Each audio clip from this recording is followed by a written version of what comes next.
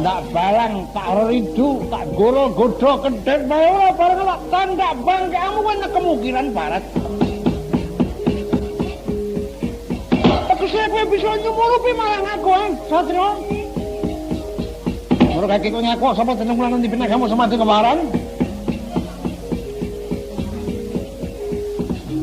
Yang kabur kanginan bebasan kandang langit kemul mega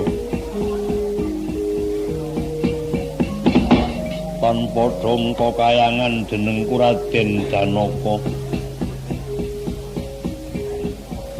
raksasa berdua nyeluman tumuling aku aja ngridu lakuku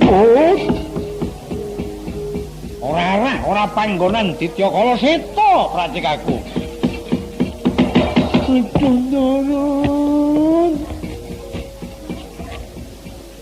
monggo kula dhenekaken kondur kemawon Ndara. Kowe iki ana apa kok nangis kaya bocah Petruk?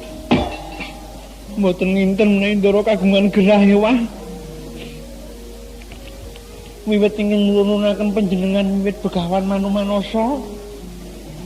Begawan Sekutrem, Begawan Sagri, Begawan Parasara, Begawan Abiyasa, Prabu Pandu. Dumugi Ndara Janaka menika mboten wonten ing kagungan gerah ewah kados panjenengan. Ora ning kancane kok ngendikan niku pripun? Oh. Monggo kula dherekaken kondur nuwun dhateng Saptarga. Kula suwunaken jampi dhateng Hyang Sang Begawan Abiyasa kemawon Ndara. Kowe kok ngarani aku lara wah ki piye?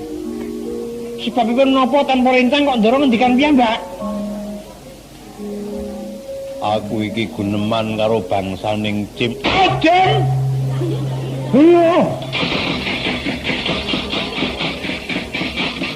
Jim niku ana Jim napane? Ndara kok prisa?